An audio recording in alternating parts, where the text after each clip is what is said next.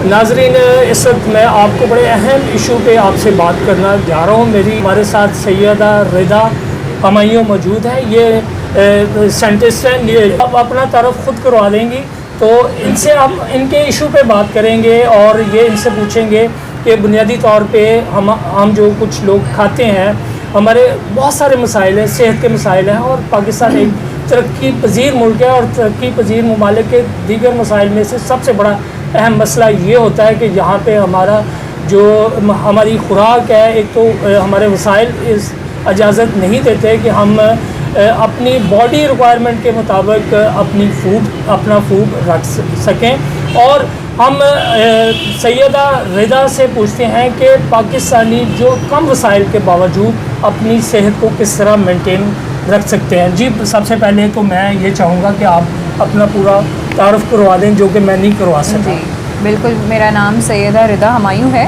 और मैं एक फ़ूड साइंटिस्ट और न्यूट्रिशनिस्ट हूँ। और हम न्यूट्रिशनिस्ट जो होते हैं, बेसिकली मैं उसका भी थोड़ा सा बताना चाहूँगी कि जितने भी ऐसे लोग होते हैं कि जो डिफरेंट बीमारियों का इलाज जो है वो ग़िज़ा के ज़रिए करते हैं, उनको हम न्यूट्रिशनिस्ट कहते हैं। अच्छा, और आप हमें ये बताएं कि हम इसी वसाइल में रहते हुए कौन सी पाकिस्तान की जो लोकल मसनूआत हैं, जिस तरह बहुत सारे लोग कहते हैं कि जौ बड़ी अच्छी चीज़ है, जौ का दलिया खाएं, सब्जियों में क्या इस्तेमाल किया जा सकता है, फलों में क्या इस्तेमाल किया जा सकता है, क्या अपनी सेहत को बेहतर रखने के लिए क्या किस तरह का फूड इस्तेमाल करें। बिल्कुल, हम जो हम नॉर्मली रूटीन में खाना शाना खाते हैं, उसी के अकॉर्डिंग हम उसी को मेंटेन करके अपनी लाइफस्टाइल के अंदर हम इनकॉर्पोरेट करके चीज़ें वही सारी हम बहुत ही अच्छे तरीके से हम अपना लाइफस्टाइल अपना सकते हैं, एक अच्छा बेहतरीन लाइफस्टाइल अपना सकते हैं। जैसे आप देखते हैं कि नॉर्मल रूटीन में सुबह में नाश्ता होता है, फिर दोपहर का खाना और रात का खाना, 3 टाइम हम लोग खाना खाते हैं। रोटी चावल दाल सब्ज़ी वगैरह, यही बेसिक चीज़ें होती हैं। लेकिन या तो उन चीज़ों को उनका बनाने का जो कुकिंग मेथड है, जो तरीका है, वो सही नहीं होता, या फिर उसमें ये होता है कि आप बहुत ज़्यादा बिल्कुल ही सब्ज़ियाँ वगैरह पे आ जाते हैं और आप बिल्कुल दाल गोश्त वगैरह ये सब छोड़ देते हैं। और या फिर ये होता है कि आप अगर जो लोग वज़न कम करना चाहते हैं वो रोटी छोड़ देते हैं, रोटी चावल छोड़ देते हैं कि जी इसी की वजह से मोटापा होता है। हालांकि ऐसी बात नहीं होती। आपको एक मुतवाज़न ग़िज़ा लेनी होती है जिसमें आप सारी की सारी चीज़ें खाएं, लेकिन एक कंट्रोल अमाउंट में खाएं, कि एक दरमियानी सी अमाउंट में खाएं कि ना वो आपको मोटापा करे, ना आपका वज़न बहुत ज़्यादा गिर जाए। कुछ लोग होते हैं वो फ्रूट्स और वेजिटेबल्स जो है वो बिल्कुल ही छोड़ देते हैं, जबकि बेसिक छोटे छोटे न्यूट्रिएंट्स, विटामिन्स, मिनरल्स वगैरह जो हैं वो हमें उसी से हासिल होते हैं। रिदा, आप ये बताएं कि ये नॉर्मल इंसान जो है कौन से विटामिन मिनरल सब्जियों में या हमारे जो खाने पीने की रूटीन है, आप किस तरह की डाइट आप तजवीज़ करेंगी कि रोज़मर्रा इतने आप ये चीज़ें खाएं, आपकी प्रोटीन और आपके मिनरल जो है ना, जो एक सेहतमंद इंसान को चाहिए, वो पूरे हो सकते हैं। बिल्कुल, हम हमेशा अपने पेशेंट्स को न्यूट्रिएंट डेंस डाइट रिकमेंड करते हैं। न्यूट्रिएंट डेंस डाइट वो डाइट होती है कि जिसके अंदर आपकी कैलोरीज तो कम होती हैं, लेकिन उसके अंदर जितने भी न्यूट्रिएंट्स होते हैं वो आपको पूरे मिलते हैं। जो मेजर न्यूट्रिएंट्स हैं जैसे कि कार्बोहाइड्रेट्स, प्रोटीन्स वगैरह, ये तो हमें अब दाल रोटी सब्ज़ी इस चीज़ से मिल जाते हैं। लेकिन अगर आप देखें कि जो विटामिन्स होते हैं और मिनरल्स होते हैं, जिससे आपको बहुत से छोटे छोटे इश्यूज़ बहुत बड़े बन जाते हैं, जैसे आपको रात को नींद नहीं आ पाती है, या आपकी आईसाइट में फ़र्क आ जाता है, या आपके बाल गिरना शुरू हो जाते हैं, स्किन ड्राई होना शुरू हो जाती है। ये सारी चीज़ें विटामिन्स और मिनरल्स इसमें रोल प्ले करते हैं। और इसके अंदर ये होता है कि ये आपको बेसिकली जो मिलते हैं, ये आपको जैसे विटामिन डी है तो वो, और कैल्शियम है तो ये आपको दूध से मिलती है, तो आपने दूध को अपनी डाइट में इनकॉर्पोरेट करना है। इसके अलावा बहुत से विटामिन वगैरह हैं जो आपको फ्रूट्स एंड वेजिटेबल्स से मिलते हैं, तो आपने उन चीज़ों को भी अपनी डाइट में लेना है। यानी कि आपने एक मुतवाज़न ग़िज़ा लेनी है, कि बिल्कुल ये ना हो जाए कि आप बिल्कुल रोटी चावल पे लगे हैं और आपने बाकी चीज़ें छोड़ दी हैं तो आपका वज़न बढ़ जाएगा। और ऐसा भी ना हो कि आपने वज़न कम करना है तो आप रोटी चावल बिल्कुल छोड़ दिया आपने और बाकी चीज़ें आप खा रहे हैं। आप सब कुछ खाएं, लेकिन एक कंट्रोल्ड अमाउंट में खाएं, ताकि सब चीज़ों का आपको फ़ायदा हो, ना कि उनका नुकसान हो। अच्छा, हमारे यहाँ पे कॉमन जो बीमारी है वो शुगर है और ब्लड प्रेशर है। और दूसरा ये कि लोग जो है ना वो जोड़ों की दर्दों की शिकायत करते हैं, कहते हैं कि टखनों में दर्द है, घुटनों में दर्द है, कमर में दर्द है। तो अब ये 3 किस्म की बीमारियां जिसका मैंने जिक्र किया है, शुगर, ब्लड प्रेशर और जोड़ों की दर्द, आप ग़िज़ाइयत कौन सी तजवीज़ आप डाइट करेंगी कि जिससे कि 3 किस्म के मसाइल से लोगों को कोई किसी हद तक निजात मिल सके? बिल्कुल ऐसा होता है कि जो भी पेशेंट्स होते हैं उनके रिक्वायरमेंट्स के हिसाब से, उनकी बॉडी के हिसाब से, कुछ पेशेंट्स जैसे डायबिटीज़ के पेशेंट्स हैं, कुछ सिर्फ मेडिसिन ले रहे होते हैं, कुछ इंसुलिन पे होते हैं, कुछ को अगर 40 साल की उम्र से पहले होती है तो उनकी टाइप 1 डायबिटीज़ होती है, अगर 40 साल के बाद होती है तो वो टाइप 2 डायबिटीज़ होती है। तो इसमें हर चीज़ में थोड़ा थोड़ा फ़र्क होता है। हम जनरली तो इंडिविजुअली अगर हम डील करें तो हम तो उनको उसके हिसाब से करते हैं, लेकिन अगर एक जनरल परसेप्शन देखी जाए तो क्योंकि हमारी लाइफस्टाइल अच्छे नहीं हैं, हम अच्छा खाना नहीं खाते, और अगर हम अच्छा खाना खा रहे हैं तो हम उसको क्वांटिटीज़ नहीं मेंटेन कर रहे हैं, अगर हम वो भी कर रहे हैं तो हम फिज़िकली एक्टिव नहीं हैं। हम जो खाना खाते हैं अगर हम बहुत ज़्यादा खा रहे हैं, मिसाल के तौर पे अगर कोई ऐसा बंदा है कि जो बहुत ज़्यादा गोश्त ही खाए जा रहे हैं, उनको लग रहा है कि वो बहुत ही हेल्दी डाइट है, लेकिन वो उसको फिर यूटिलाइज़ नहीं कर रहे, एक्सरसाइज वगैरह नहीं कर रहे, और इस तरह से तो फिर उनकी बॉडी में जाके वो फ़ैट डिपॉजिट हो जाएगा। वज़न अगर बढ़ा हुआ है तो इससे आपको हाइपरटेंशन हो सकता है, यानी कि हाई ब्लड प्रेशर हो जाता है।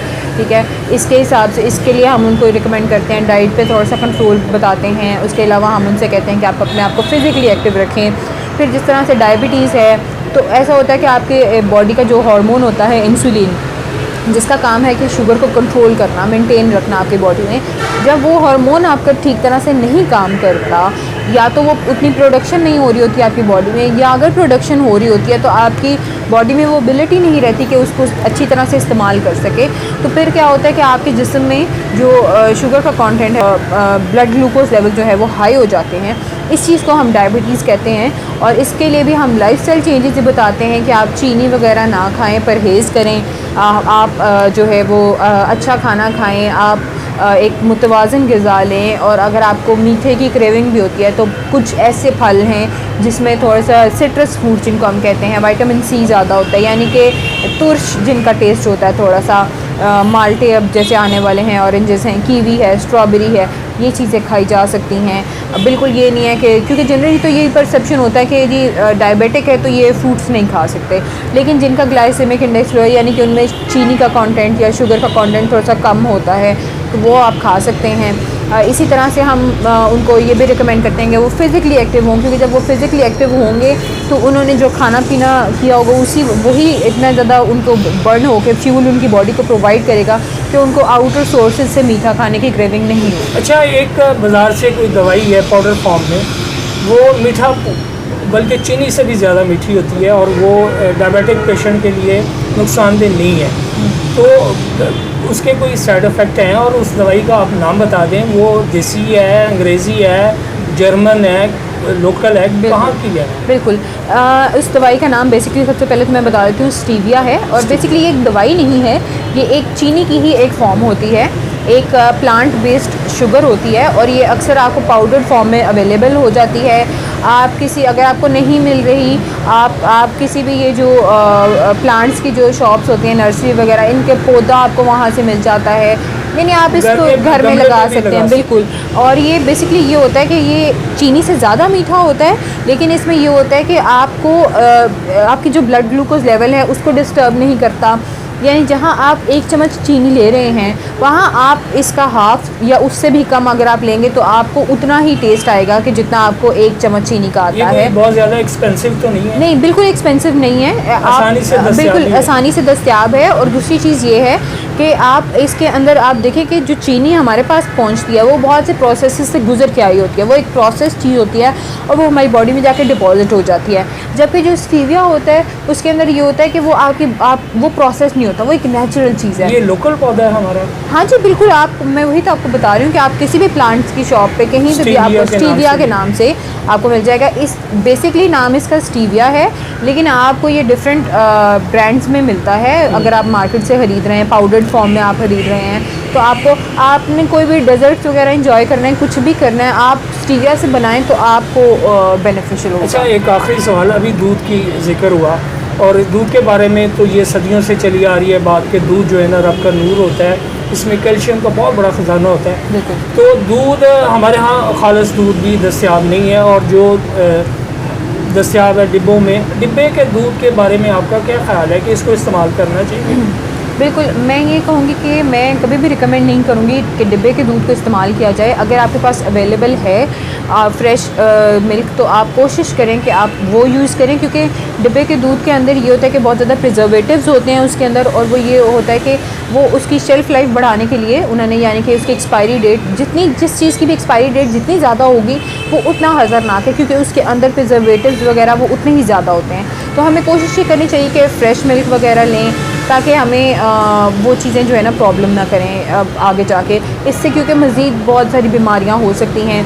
और जो डिब्बे के दूध हैं वो बेसिकली एक्चुअली दूध नहीं होते कि हाँ हमने उन्हें प्रिजर्वेटिव्स डाल के उसको ट्रीट किया होता है। मोस्टली उनमें से दूध जो होते हैं वो टी वाइटनर होते हैं, यानी कि आप मैं ब्रांड्स का नाम नहीं ले सकती, लेकिन आप ये देखेंगे, आप अगर उन्हें चाय के अंदर इस्तेमाल करते हैं तो वो चाय का कलर बड़ा अच्छा आता है, बड़ी अच्छी वो झाग सी बन जाती है, थिक चाय बन जाती है। वो इसीलिए है क्योंकि वो आर्टिफिशियल है, वो नेचुरल दूध नहीं है। क्योंकि नेचुरल दूध को अगर आप देखें रखेंगे तो वो ज़्यादा अरसा नहीं निकाल सकेगा ना, जब तक आप उन्हें सही टेम्परेचर पे नहीं रखते। लेकिन ये जो पैकेज्ड मिल्क होते हैं, इनको आप देखेंगे शॉप्स में भी बगैर किसी एसी, बगैर किसी फ्रिज वगैरह के ये पड़े होते हैं। कभी गर्मियाँ भी होती हैं तो वो वहाँ पे भी होते हैं, और इनकी 3-3 महीने 4-4 महीने इनकी शेल्फ़ लाइफ होती है, और इनको फ़र्क नहीं पड़ता ना उस चीज़ से। तो आप ये सोचिए कि अगर उसको फ़र्क ही नहीं पड़ रहा, वो ख़राब नहीं हो रहे बिल्कुल भी, तो उसके अंदर कितने ज़्यादा प्रिजर्वेटिव्स होंगे और वो आपकी सेहत के लिए कितने मुज़र हो सकता है। जी बहुत शुक्रिया रिदा। आपने जिस तरह सुना है, बुनियादी तौर पे ये 3 चीज़ें जो मेरी समझ में आई हैं वो ये है कि एक तो आप अगर डायबिटिक पेशेंट है तो स्टीविया नाम की एक पौधा है और उससे ये मीठा तैयार होता है। ये बहुत शानदार चीज़ है।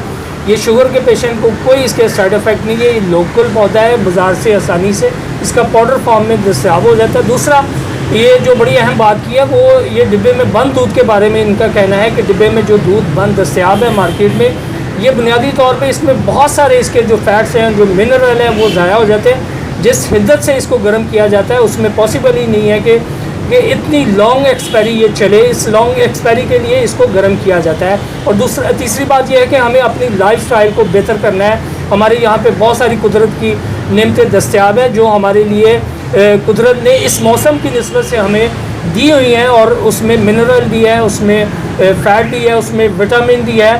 तो इसके साथ मुझे आप इजाज़त दीजिए। Tanveer Ahmad, city news, Lahore.